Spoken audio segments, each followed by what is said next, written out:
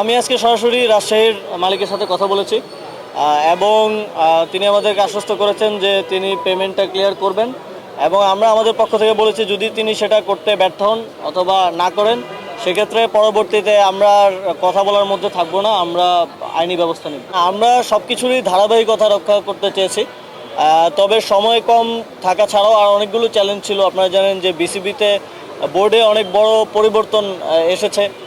নতুন এসে এত কম সময়ের মধ্যে একটা বিপিএল আয়োজন করাটাও একটা কষ্টসাধ্য ব্যাপার এবং এর বাইরেও আমার মনে হয় যে অনেক কিছুর ক্ষেত্রে সামঞ্জস্য সমন্বয় ঠিকমতো হয়নি এবং সেক্ষেত্রেও আমরা আমাদের একটা সত্যানুসন্ধান কমিটি করা হয়েছে এনএসসি থেকে।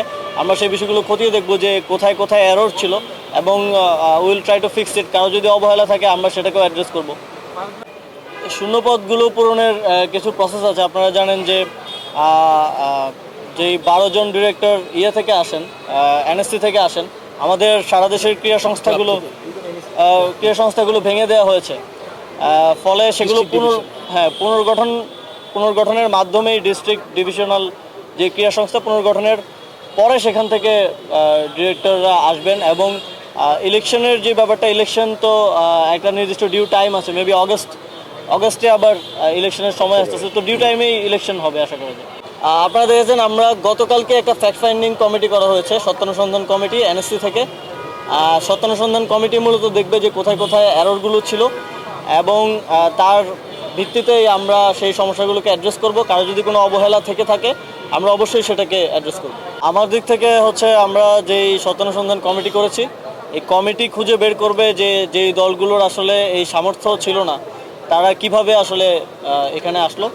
এবং আমি আজকে রাজশাহীর মালিকের সাথেও কথা বলেছি এবং আমি স্পষ্টভাবে বলেছি যে আপনি যদি এটা পে করতে ব্যর্থ হন তাহলে আমাদেরকে আইনি প্রক্রিয়ায় যেতে হবে এবং বাংলাদেশের যেই ভাবমূর্তি ক্ষুণ্ণ হয়েছে, আমরা সবাই মিলে এত এফোর্ট দিলাম, শুধুমাত্র একটা দলের পেমেন্টগত এই অবহেলার কারণে এই পরিস্থিতিটা তৈরি হয়েছে এবং এটার দায়িত্ব আসলে এর দায়টা কাদের উপর সেটা আমাদের সত্যানুসন্ধান কমিটি বের করবে এবং তারপর আমরা তাদের ব্যাপারে ব্যবস্থা নেব। ফাহিম ভাই, আপনার রোল কি ছিল?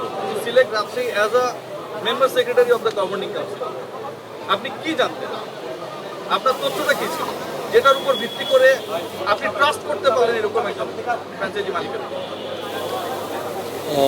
আমার মনে হয় আমরা যথেষ্ট ভালোভাবে বিচার বিবেচনা করিনি এই ফ্র্যাঞ্চাইজিকে নেওয়ার ক্ষেত্রে। যতটুকু হিসেব নিকেশ করা প্রয়োজন ছিল, তাদের অভিজ্ঞতার কথা বলি, তাদের ফিনান্সিয়াল স্ট্রেংথের কথা বলি, এই বিষয়গুলো ভালোভাবে যাচাই বাছাই না করে বোধহয় আমরা ওদেরকে ইনক্লুড করেছি এই ফ্র্যাঞ্চাইজিতে, যার ফলশ্রুতিতে আমাদের এমন একটা ডিফিকাল্ট সিচুয়েশনের মুখোমুখি হতে হচ্ছে।